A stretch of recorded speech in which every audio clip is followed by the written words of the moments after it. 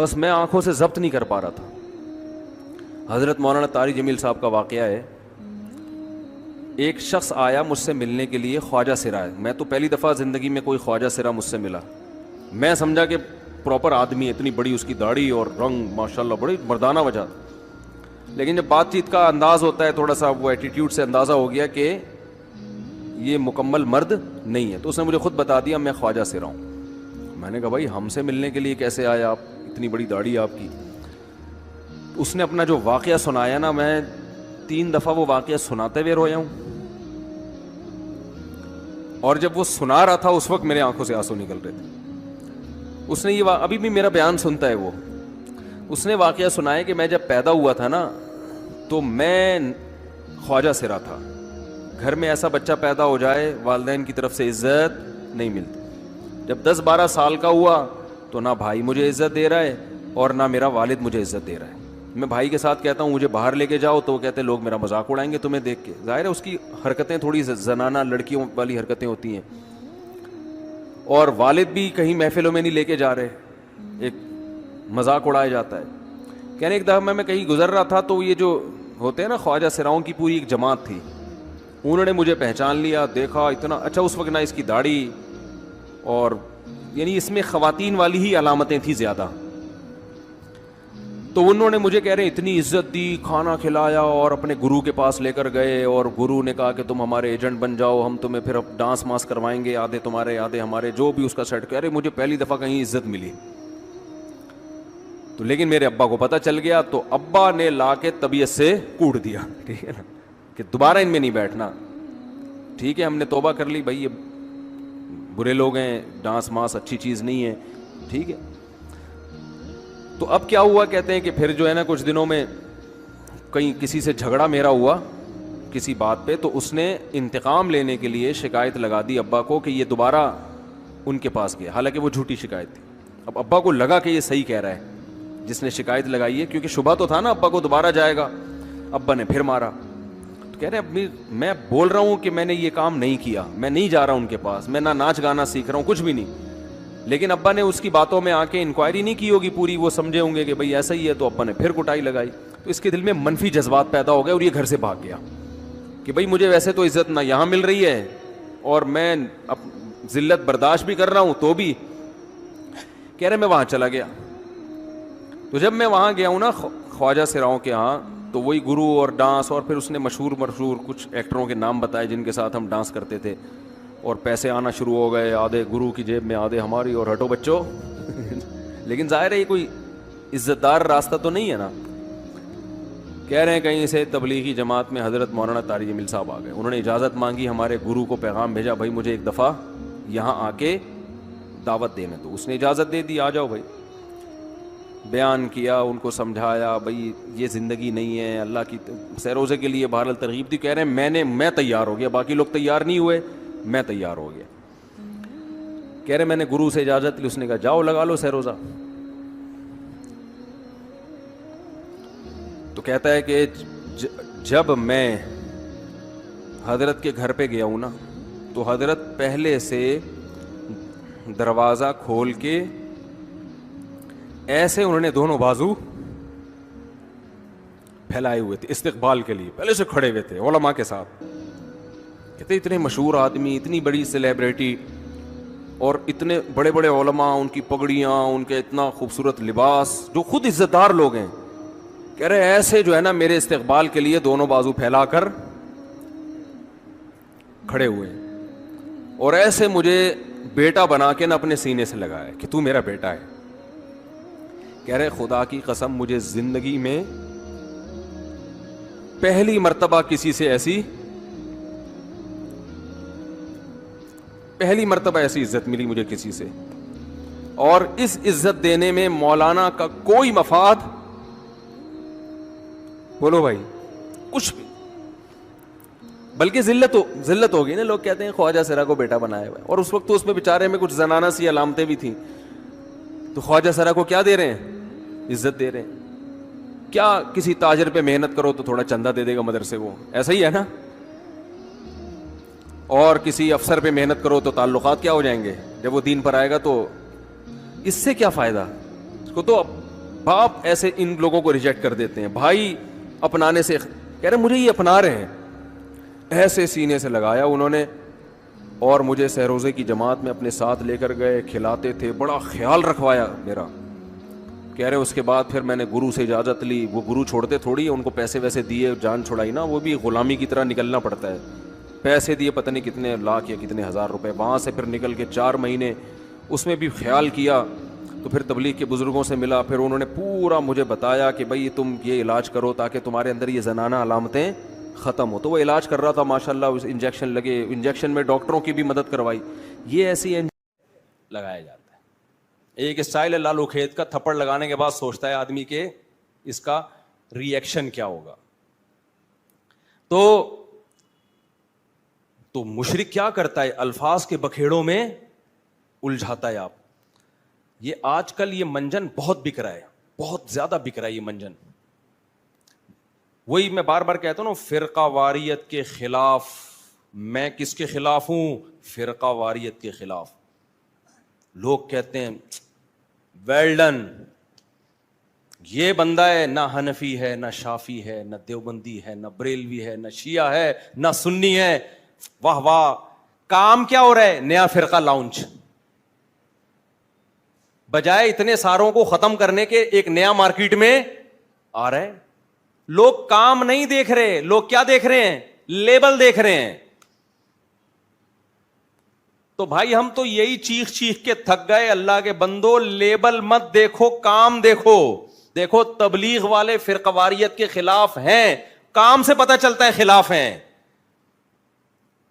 تبلیغ والے یہ کر سکتے تھے, ایک رائمنڈ میں اجتماع کرتے, ہمارا کوئی فرقہ نہیں ہے, حنفی بھی غلط, شافی بھی غلط, مالکیہ بھی غلط, حنبلی بھی غلط, دیوبندی بھی بول لو نا یار غلط, بریلوی بھی غلط, شیعہ بھی غلط, سنی بھی غلط, اہل حدیث بھی غلط. حاجی عبد الوہاب صاحب رحمۃ اللہ سے پوچھتے حضرت صحیح کون ہے؟ صحیح صرف ہم, کیونکہ ہمارا کوئی فرقہ نہیں ہے. سمجھ میں نہیں آ رہی بات؟ پھر اس جماعت میں جب کوئی آتا, پھر حاجی عبد الوہاب صاحب کی قرآن و حدیث کی روشنی میں اپنی ایک نئی نماز آتی مارکیٹ میں, ٹھیک ہے نا, سمجھ رہے ہو, جو نہ حنفیوں سے میچ کر رہی ہوتی نہ شافیوں سے میچ کر رہی ہوتی. کچھ نئے مسائل آتے جو پوری امت سے الگ ہوتے, کیونکہ پوری امت تو گھاس کھا رہی تھی اب تک. آپ فرقہ واریت کے خلاف. پھر جب کہتے حضرت یہ تو ابو حنیفہ بھی اس کے قائل نہیں ہے, آپ کوئی نیا مسئلہ مارکیٹ میں لے کر آئے ہیں, یہ تو اجماع امت کے خلاف ہے. وہ کہتے ہیں میں کسی کو نہیں مانتا, میں صرف قرآن کو اور حدیث کو مانتا ہوں, اور سہروزے کی جو جماعتیں میں نکالوں گا ان جماعتوں میں یہی سکھایا جائے گا کہ صرف قرآن حدیث, اور قرآن حدیث کا مطلب یہ ہوگا کہ باقی سارے کیا ہیں؟ غلط. قرآن حدیث کو تو سب مانتے ہیں, لیکن قرآن حدیث کو اس طرح سے ماننا کہ باقی سب کو کیا کر دینا, کہ باقی سب گھاس کھا رہے تھے, وہ تورات انجیل پر عمل کر رہے تھے, ہم کیا کر رہے ہیں؟ ہم ہیں جو قرآن و حدیث کو لے کر آئے ہیں. تو تبلیغی جماعت سے بڑا فرقہ پھر دنیا میں نہیں ہوتا. پھر حاجی عبد الوہاب صاحب سے جب اختلاف ہوتا کسی اور بزرگ کا, تو ایک فرقہ 2 فرقوں میں ڈیوائڈ. پھر کسی اور کا اختلاف ہوتا تو 4 فرقے, پھر 8. اب تک تبلیغی جماعت کے 48,000 فرقے بن چکے ہوتے. سب کا یہ دعویٰ ہوتا کہ ہمارا کوئی فرقہ نہیں ہے. کام فرقہ پرستی کا ہوتا, لیبل امت کے اتحاد کا لگتا. تبلیغ والوں نے کام کو فوکس کیا, لیبل کو فوکس نہیں کیا. نہیں آ رہی بات؟ اب میں بتاتا ہوں تبلیغ والوں نے کیسے فرقہ واریت ختم کی ہے. تبلیغ والوں نے سب سے پہلے توحید کا نعرہ لیا. کہ توحید, اتنے لبرل نہیں بن گئے کہ مشرک کو بھی جگہ دے دی انہوں نے. سب سے پہلے لا الہ الا اللہ, آسان زبان میں اس کا کہ بھئی اللہ سے ہونے کا یقین, غیر اللہ سے نہ ہونے کا یقین. یہاں ہونے کا مطلب اسباب سے ہٹ کے اگر کوئی کچھ کر سکتا ہے تو صرف کون کر سکتا ہے؟ یہ مطلب نہیں کہ پولیس بھی کچھ نہیں کر سکتی, ڈاکٹر بھی کچھ نہیں کر سکتا. تبلیغ والے بھی ڈاکٹروں کے پاس جاتے ہیں, ٹیکے ویکے لگواتے ہیں, وہ گولیاں بھی کھاتے ہیں. اسباب سے ہٹ کے صرف کون کرے گا؟ اللہ. اور اللہ کے احکام کو صرف نبی کے طریقوں میں پورا کرنا کیا ہے؟ کامیابی. اس میں نبی کے آخری نبی ہونے کا بھی اقرار ہو گیا کہ نہیں ہو گیا؟ کیا خیال ہے بھائی؟ تو اسلام کی بنیاد ہے. اس بنیاد پہ کمپرومائز نہیں ہو سکتا. پھر انہوں نے 6 نمبر بیان کیے, جن 6 نمبروں میں کسی کو کوئی اختلاف نہیں ہے. ان 6 نمبروں میں ایک خوبصورت نمبر علماء کا اکرام, تاکہ لوگ علماء سے ہٹ کے کوئی نیا فرقہ نہ بنا لیں. تبلیغ میں علماء کا اکرام سکھایا جاتا ہے. کیا سکھایا جاتا ہے؟ علماء کا اکرام. اس لیے آپ تبلیغ میں جاؤ, کوئی ٹانگیں چوڑی کر کے نماز پڑھ رہا ہے, کوئی پتلی کر کے نماز پڑھ رہا ہے. عرب بھی ہیں اس میں, مصر کے لوگ بھی ہیں اس میں, افریقہ کے لوگ بھی ہیں اس میں, مراکش کے لوگ بھی ہیں. حالانکہ سب کی نمازیں تھوڑی تھوڑی ڈفرینٹ, اور صحابہ میں بھی یہ نمازیں تھوڑی تھوڑی ڈفرینٹ تھیں. تو صحابہ میں فرقے تھے کیا فرقے؟ صحابہ میں رفع الیدین کرنے والے بھی, نہیں کرنے والے بھی, زور سے آمین والے بھی, آہستہ آمین والے بھی. تبلیغ نے اپنے عمل سے بتا دیا کہ جب صحابہ میں ڈفرینٹ قسم کی نمازیں ہو کے بھی ان کا ایک فرقہ ہو سکتا ہے, تو ان ڈفرینٹ نمازوں کو مناظروں کر کے ختم کرنے کی ضرورت نہیں ہے. اللہ اس امت میں اسی ڈفرینٹ قسم کی نمازوں کے ساتھ ہی اس امت کو متحد دیکھنا چاہتا ہے. تو تبلیغ میں رفع الیدین والے بھی ملیں گے اور نہ کرنے والے بھی, زور سے والے بھی اور زور سے آمین والے بھی, آہستہ آمین والے بھی. انہوں نے کہا بھائی صحابہ کا یہ ہیڈک تھا ہی نہیں, جس کو جو حدیث پہنچی عمل کر لیا اس نے, جس کو جس عالم پر اعتماد ہوا اس کی رائے پر عمل کر لیا. پوری دنیا میں اس وقت مسلمانوں کا سب سے بڑا نیٹ ورک کون سا ہے؟ تبلیغی جماعت. توحید پر کمپرومائز نہیں, ختم نبوت پہ کمپرومائز نہیں کیا انہوں نے, کیونکہ اللہ سے ہونے کا یقین اور اللہ کے حکام کس کے طریقے پر؟ نبی. اس میں مرزا قادیانی کی جگہ نہیں ہے. باقی بھائی حدیث کی تشریحات میں اختلاف ہو سکتا ہے. آپ چاہتے ہو میں اپنی رفع الیدین والی نماز پوری امت پہ تھوپ دوں؟ اس سے اختلاف ختم نہیں ہوگا, اس سے اختلاف بڑھے گا. امت کا آدھے سے زیادہ طبقہ ہمیشہ رفع الیدین کے بغیر نماز پڑھتا آیا ہے. اسی طرح آپ بغیر رفع الیدین والی نماز رفع الیدین والوں پر تھوپنے کی کوشش کرو, اس تھوپنے سے اختلاف ختم نہیں ہوگا, اس سے اختلاف بڑھے گا. کیونکہ بہرحال بہت سارے صحابہ رفع الیدین کے قائل بھی, بعض صحابہ رفع الیدین کے قائل بھی تھے, اور بخاری مسلم کی حدیث ہے. اختلاف اس میں کہ آخری دم تک کیا کہ نہیں کیا, تو اختلاف ختم نہیں ہو سکتا. تو اگر آپ ایک نماز بھی تھوپو گے دوسرے پر, تو اس سے لیبل اتحاد امت کا لگے گا, کام کیا ہوگا؟ اختلاف امت کا. تو تبلیغ نے لیبل نہیں لگایا, تبلیغ والوں نے کیا کیا ہے؟ کام کر کے دکھایا ہے. اور آج بہت سارے اسکالر اتحاد کا لیبل لگا رہے ہیں, کام کر رہے ہیں امت کو توڑنے کا. اور جتنے نئے فرقے بنے ہیں نا, جنہوں نے چاروں مذاہب کو ختم کرنے کی کوشش کی ہے کہ بھئی حنفی, شافعی, مالکی, حنبلی یہ چاروں غلط, ایک پہ آ جاؤ, ان کے 4 سے بھی زیادہ فرقے ہوئے ہیں. سمجھ رہے ہو؟ ان کے درجنوں فرقے ہوئے ہیں پھر, یعنی وہ جمع نہیں ہوئے. ہونا تو یہ چاہیے تھا چاروں کو ایک بنا دیا جاتا نا, یا 4 تک رہنے دیا جاتا. جب انہوں نے یہ کوشش کی کہ 4 کو ختم کر کے ایک پہ لائیں, تو کوشش کرنے والے خود درجنوں میں بٹ گئے.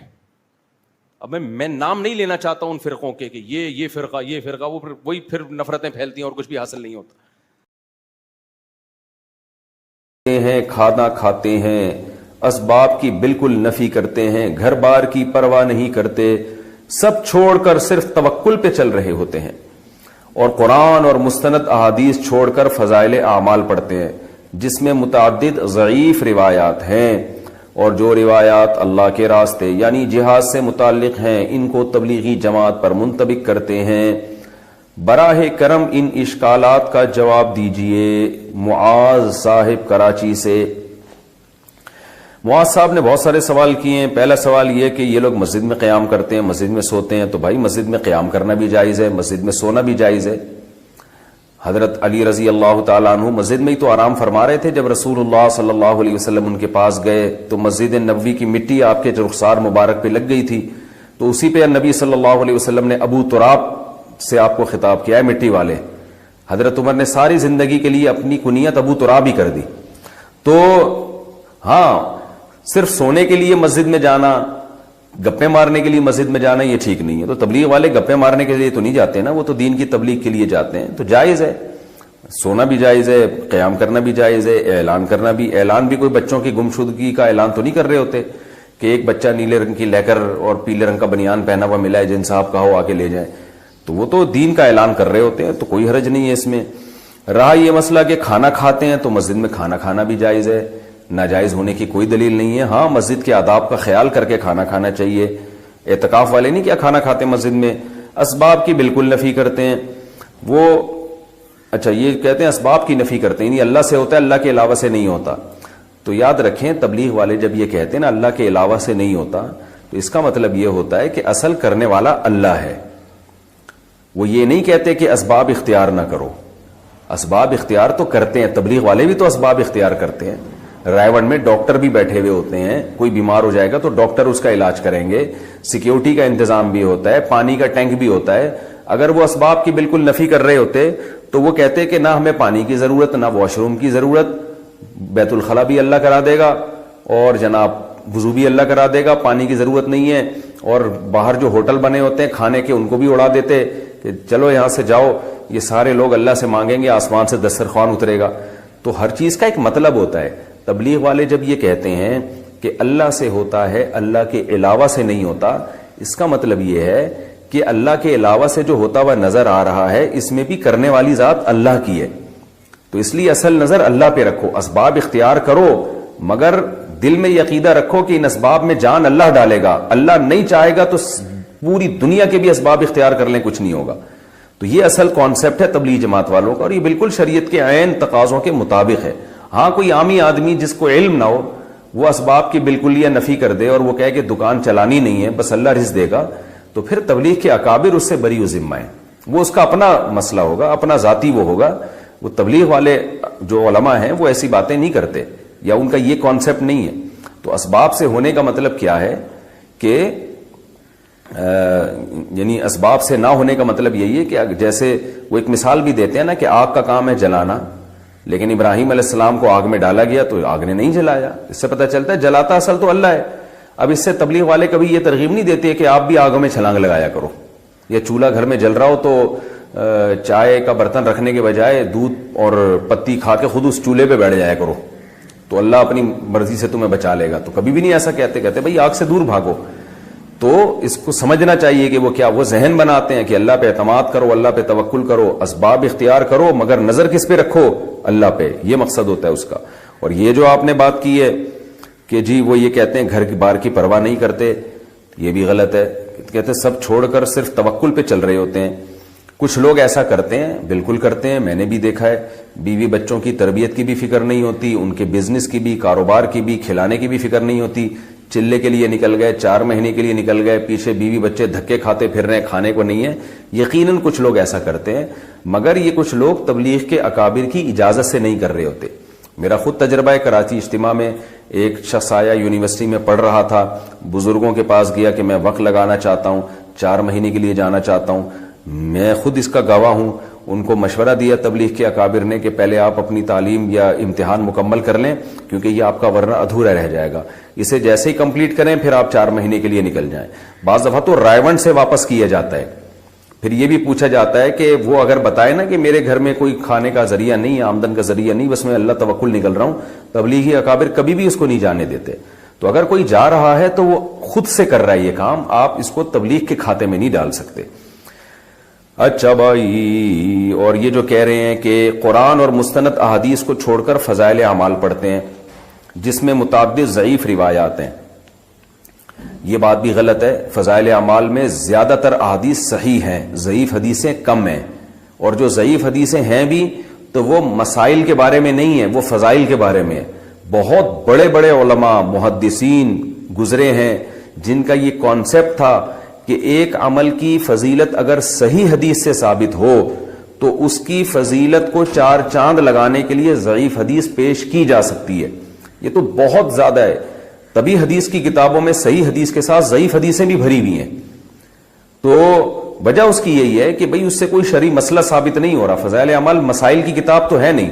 تو یہ ان کا کانسیپٹ تھا کہ بھئی ایک چیز جیسے نماز کی فضیلت پر صحیح حدیثیں بہت ہیں، وہ صحیح حدیثیں بھی فضائل اعمال میں ہوں گی، کچھ ضعیف حدیثیں بھی ہوں گی، لیکن وہ ضعیف حدیثیں اسی صحیح حدیث کی تائید کر رہی ہوتی ہیں۔ تو اس لیے یہ ایک نعرہ پوری دنیا میں خام خواہ میں پھیلا دیا گیا ہے کہ فضائل اعمال میں من گھڑت قصے ہیں، فضائل اعمال میں ضعیف روایتیں ہیں. ایسا نہیں ہے. ضعیف روایتیں بھی ہیں لیکن بہت ساری صحیح روایتیں بھی ہیں، اور ان سے جو مضمون ثابت ہو رہا ہے وہ شریعت کے مطابق ہے. ہاں کچھ جگہیں ایسی ہیں جہاں مسائل ہیں اور اس میں ضعیف حدیث ہے، تو وہ غلط بات ہے. وہ پھر آپ علماء سے پوچھیں گے تو علماء آپ کو بتا دیں گے. تو ایسے تو دنیا میں کوئی بھی کتاب ایسی نہیں ہے جو نقص سے پاک ہو. صرف اللہ کی کتاب قرآن ہے جس میں کوئی عیب نہیں ہے، وہ ہر قسم کے نقص سے پاک ہے. باقی تو دنیا میں ہر کتاب میں کچھ نہ کچھ سقم پایا جاتا ہے. کوئی بھی کتاب لیں گے کچھ نہ کچھ سقم ہوگا اس کے اندر. تو اس لیے اس کو بیان کرنے میں کوئی حرج نہیں ہے. اب تک تبلیغ جماعت فضائل اعمال ہی پہ چل رہی ہے، تو ہم نے نہیں دیکھا تبلیغ والوں کے عقیدے خراب ہوئے ہوں. بلکہ تبلیغ والے جتنے توحید پرست ہوتے ہیں اتنے تو ہمیں دوسروں میں توحید نظر نہیں آتی. کبھی نہ قبروں پہ جاتے ہوئے دیکھیں گے آپ، نہ کبھی کسی قبر سے مانگتے ہوئے دیکھیں گے. اللہ پہ اعتماد اور توکل کرتے ہیں. تو یہ تو سارا فضائل اعمال کا نتیجہ ہے. ایک اور اعتراض فضائل اعمال پہ یہ کیا جاتا ہے کہ اس میں من گھڑت قصے ہیں. یہ بات بھی غلط ہے. من گھڑت کی ڈیفینیشن کیا ہے؟ من گھڑت کا مطلب یہ ہے کہ شیخ الحدیث مولانا زکریا رحمۃ اللہ علیہ اپنی طرف سے کوئی قصہ سنا دیں جو انہوں نے نہ خود اپنی آنکھوں سے دیکھا ہو اور نہ اس کی ان کے پاس کوئی سند ہو. اس کو من گھڑت کہتے ہیں. آپ نے کوئی قصہ سنایا، لوگ پوچھیں گے بھائی یہ قصہ من گھڑت ہے، آپ کہیں گے کیوں؟ وہ کہتا ہے آپ نے دیکھا اپنی آنکھوں سے؟ آپ کہیں نہیں، نہ میں نے تو دیکھا بھی نہیں. پھر کسی مستند آدمی سے سنا؟ نہیں جی. پھر ہم کہہ سکتے ہیں بھائی یہ من گھڑت ہے. لیکن آپ نے ایک واقعہ سنایا، اگلا کہہ رہا ہے من گھڑت ہے، آپ دلیل دے رہے ہو بھائی میں نے خود اپنی آنکھوں سے دیکھا ہے، تو اب من گھڑت کہاں سے ہو گیا؟ یا کسی قابل اعتماد آدمی کا حوالہ دیا کہ اس نے یہ واقعہ بیان کیا ہے، تو اب من گھڑت نہیں رہا. تو فضائل اعمال میں جتنے بھی کرامت کے واقعات ہیں، جتنے بھی اس طرح کے واقعات ہیں جو محیر العقول ہیں، وہ کرامت کے واقعات ہیں. تو فضائل اعمال میں نے جس کتاب سے لیا ہوتا ہے اس کتاب کا حوالہ دیا ہوتا ہے، اور وہ کتاب کے مصنف بڑے بڑے محدثین، بڑے بڑے مورخین ہیں. تو قابل اعتماد لوگوں کے حوالوں کے ساتھ وہ واقعات لکھے ہوئے ہیں، تو ان کو من گھڑت کس بیس پہ کہہ دیا آپ نے؟ تو اس لیے یہ الزام برائے الزام ہے، اس کی کوئی حقیقت نہیں ہے. ہاں یہ ضرور ہے کہ ویسے ہم چھوٹا منہ بڑی بات کرتے ہوئے کہ ہماری کیا حیثیت ہے، لیکن ہم میں کیا بعض بڑے علماء بھی ہم نے دیکھے ہیں، وہ تبلیغ کے اکابر کو ایک مشورہ دیتے ہیں کہ بھائی اب چونکہ کام پوری دنیا میں بہت زیادہ پھیل گیا ہے، بہت زیادہ پھیل گیا ہے، تو بین الاقوامی سطح پہ کام ہو رہا ہے، تو ایسی کتاب آنی چاہیے جو بالکل بے غبار ہو، جس میں ساری حدیثیں صحیح ہوں، اس میں ضعیف، کیونکہ جیسے جیسے کام بڑھتا ہے نا اس کا معیار بھی اسی حساب سے بڑھانا پڑتا ہے آپ کو. تو اس لیے ہمارا ایک مشورہ ہے کہ ریاض الصالحین ہونی چاہیے، کیونکہ ریاض الصالحین میں A to Z ساری حدیثیں صحیح ہیں، الا یہ کہ ایک آدھ روایت پر اس کے کلام کیا گیا ہے، لیکن وہ بھی کوئی یقینی طور پہ کلام نہیں ہے. تو اس لیے ریاض الصالحین جیسے کہ عربوں میں جماعت میں جو عرب لوگ نکلتے ہیں ان کے لیے ریاض الصالحین ہے، تو ریاض الصالحین ہوگی تو وہ اس سے کام زیادہ بڑھے گا. یہ ایک مشورہ ہم بھی دیتے ہیں، لیکن ہماری کوئی ایسی اوقات نہیں، ہمیں تو یہ مشورہ دیتے ہوئے بھی شرم آتی ہے. لیکن بعض بڑے علماء بھی یہ کہتے ہیں. مولانا ابو الحسن علی ندوی رحمہ اللہ تعالی نے تبلیغ جماعت میں ریاض الصالحین شروع کروائی تھی عربوں میں، تبھی عربوں میں کام اتنا پھیلا ہے. تو اگر یہاں بھی ریاض الصالحین شروع ہو جائے تو یہ زیادہ اچھا ہوگا. رہا یہ مسئلہ کہ جہاد والی روایتوں کو تبلیغ والے تبلیغ پہ فٹ کرتے ہیں، تو دیکھیں جہاد والی روایتوں کو جو تبلیغ والے تبلیغ پہ فٹ کرتے ہیں، تو اس طور پر اگر کوئی جہاد کی روایتوں کو فٹ کرے کہ جہاد کا جو 100% ثواب ہے وہ پورا تبلیغ میں نکلے گا، پھر تو یہ بات غلط ہے. لیکن اگر کوئی اس طور پر منطبق کرتا ہے کہ جہاد میں، اور حضرت مولانا طارق جمیل صاحب ہم ان کی خاک کے برابر بھی نہیں ہیں، ان سے اللہ نے جو ہدایت کا کام لیا اس کا 10واں حصہ بھی ہم نہیں کر سکے. بہت بڑے بزرگ ہیں، لیکن کوئی کتنا بھی بڑا عالم ہو اس سے مسٹیک ہو سکتی ہے. حضرت سے یہ غلطی ہوئی ہے. مولانا طارق جمیل صاحب پہ مجھے بہت ترس آتا ہے، کیونکہ میں ان کے مجاہدے جانتا ہوں، کیسے زندگی میں دولت کو لات ماری ہے انہوں نے، کیسے مجاہدوں میں ٹائم گزارا، پوری زندگی تبلیغ میں چل چل کے پہیا بن گئے. آج ہر دوسرا آدمی یہ لینڈ کروزر میں گھومتے ہیں، یہ بھائی وہ کروڑ پتی خاندان میں پیدا ہوئے ہیں، پھر بھی انہوں نے دولت کمائی نہیں، جو کچھ ملا باپ کی وراثت ہے. تو اس پہ کیوں تنگ کر رہے ہو کسی کو؟ آخری عمر میں، بڑھاپے میں ان کا احترام کرو. کوئی علمی کسی پہ کوئی اعتراض ہے تو وہ شائستہ انداز میں بیان کر دو. کیسی انگلیاں اٹھا رہے ہیں دربار میں جانے والے، کبھی 1 روپے کے لیے کسی سرکاری دربار میں نہیں گئے ہیں، وہ 1 روپے لینے کے لیے بھی نہ کسی سے ملے ہیں. جب ملے ان کو تبلیغ کرنے کے لیے ملے ہیں، وہ مبلغ ہیں، داعی ہیں. اور یہ جتنے لوگ اعتراض کر رہے ہوتے ہیں نا، خود ان کا ذرا سا بھی کام ہونا تو پھر دیکھو یہ کیسے درباری بنتے ہیں. یہ تو جس کو باپ سے دولت ملی ہے اس کو بھی چین سے نہیں جینے دیتے. باقی کوئی اعتراض ہے کرو. ہاں کچھ یہ ضرور ہے کہ ایسے مشہور لوگوں کو بعض دفعہ کچھ دائیں بائیں لوگ کیش کرا رہے ہوتے ہیں. دائیں بائیں کچھ لوگ ایسے ہوتے ہیں جو ان کے نام کو استعمال کر رہے ہوتے ہیں.